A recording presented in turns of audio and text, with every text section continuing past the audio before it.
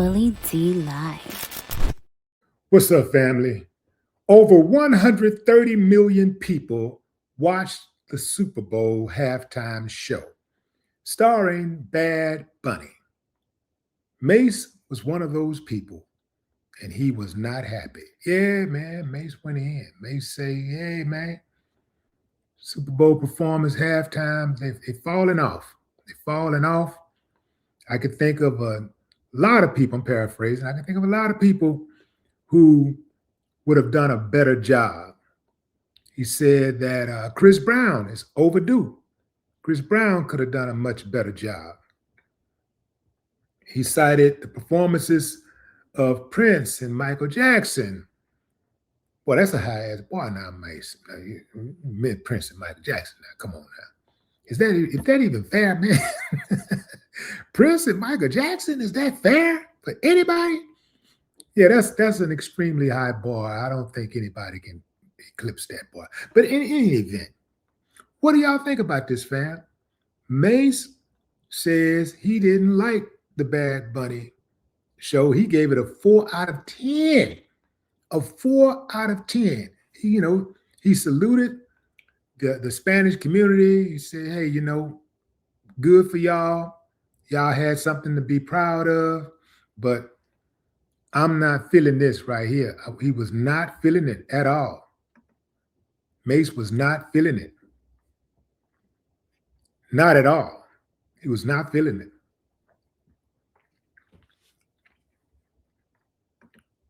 Bad Bunny got on that stage and did his thing, as far as I'm concerned. What was he supposed to do? He can't do a Chris Brown. He can't do a Chris Brown. And he can't do Prince. He can't do Michael Jackson. He can only do Bad Bunny. Just like, I believe it was Garth Brooks and Taylor Swift. They can't do Michael Jackson or Prince. They can only do them. And Bad Bunny had a whole lot more movement than either one of those artists do. I think you have to put it all in context. Right now, this country is going through an extremely difficult time. Right now, we don't even know if we're going to have a country in another year or two. Seriously, we don't even know. We don't know what it's going to look like. Right now, the political climate is extremely explosive. If you look back at Kendrick Lamar's performance last year, he made a political statement. This year, Bad Bunny made a political statement. As far as I'm concerned, the political statement is part of the performance.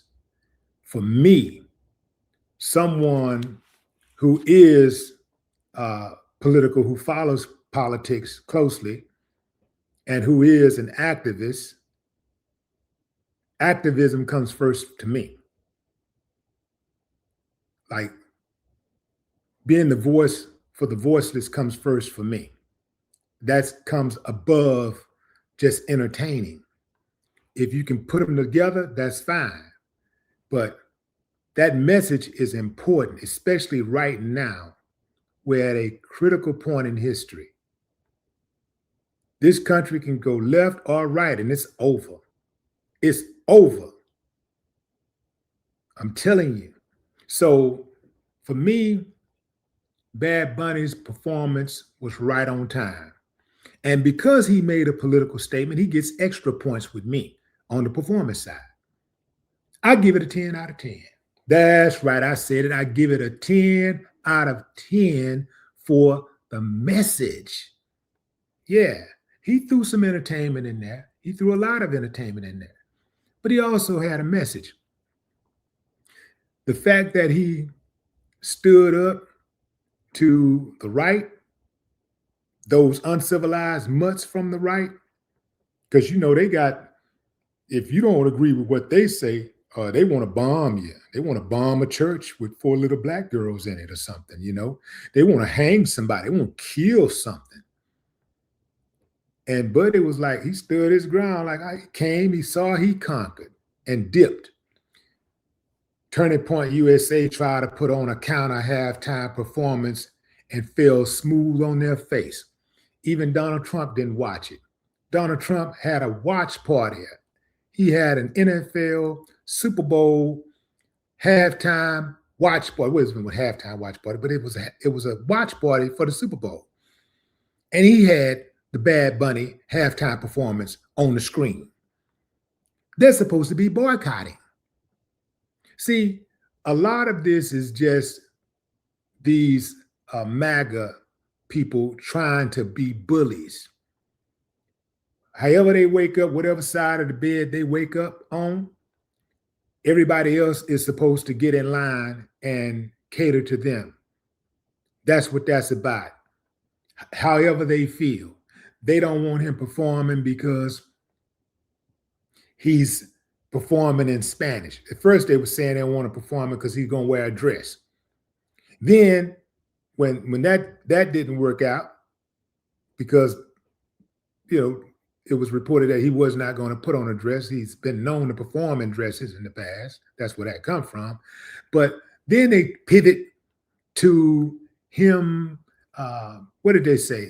They pivoted to saying that he was going to perform in Spanish. Everything was going to be in Spanish, which he did. A bravo for that. I didn't understand a word he said, but there's been a number of times where I've watched performances, Super Bowl halftime performances, and I didn't understand a word those people on stage were saying either, because I couldn't relate to what they were saying. They were speaking in English, but I still couldn't relate to what they were saying. And I've seen a number of performances, Super Bowl halftime performances, which was just super whack to me. Super whack to me.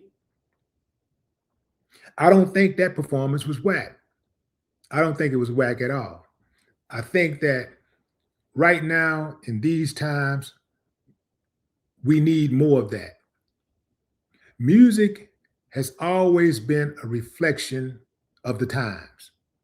And so for me, it's refreshing to see artists use their platform to make a statement. It's important. It's super, super cool when I see an artist use their platform, to address abuse, misuse, corruption, racist policies, the poor, homelessness. Yeah, I enjoy watching artists like that more than I enjoy watching the other artists. To me, look, everybody is special, everybody is important, but some people are just more special and more important to me. It's the same thing when I watch Muhammad Ali. I say Muhammad Ali is the greatest because Muhammad Ali had that it factor, that humanity factor that nobody could touch. And he was extremely brave. This man gave up his career in his prime. He was in his prime. He gave up his career. He risked his life. This is the 60s when they were routinely hanging Black people for nothing. And Muhammad Ali was going around the world saying, I ain't finna go over here and fight these people. I'm not finna do that, man. Them people ain't did nothing to me. They ain't never called me the N-word. My fight right here. My enemy is right here. Yeah, he said, when I want to vote, who's trying to stop me? When I want to go into the restaurant, who's stopping me? When I want to live in a neighborhood, who's stopping me? Them people ain't doing none of that. Y'all doing it right here. So that's why Muhammad Ali is the greatest to me, because Muhammad Ali took a stand. Muhammad Ali stood for something. He didn't just shut up and throw punches. He didn't just shut up and box. Muhammad Ali stood 10 toes down on principles. And he never wavered. He stood for the people. Despite everything that he was up against, he stood for the people. And it cost him in the beginning, but in the end, what happened? He became this beloved, iconic figure, even to his enemies. Even his detractors learn to respect him. I actually think they always respect him because that's one of the reasons why they wouldn't step to him. I think they always respected him because they knew he wasn't a chump. He wasn't a sucker. See, anytime you stand on yours and they know it's gonna be a fight, they know they can't just give you a call in the middle of the night, say, nigga, we gonna come get you, Nick. And you kids all scared, you running around. Nah, man, you stand there. Oh, come on. Yeah, come on. You know where I'm at? Yeah, come on. Looking out the window, looking at those curtains like Malcolm X. Which, yeah. That's, y'all know what I'm talking about. Y'all know exactly what I'm talking about. So anybody that used their platform, any entertainer that used their platform to take a stand, it don't matter who they're coming up against. They're going to stand on it. They stand on it. And just like this wasn't as extreme, but when you look at what Dave Chappelle did when he walked away from that money, he walked away from that money to save his soul. There's a lot of people would have just said, take my soul. What's that boy name? That athlete, I think he was a former football player. He just said that they could have his soul for $100 million. The dude who was interviewing Terrence Bud Crawford on the Pivot podcast. I think his name is Shannon something. I can't remember the dude's name, but yeah, that dude said they can have my soul for $100 million. Somebody have your soul, bro. You ain't nothing. You're nothing. Stand for something or fall for anything. Bad Bunny, looking forward to your performance next year at the Super Bowl halftime. No more talk.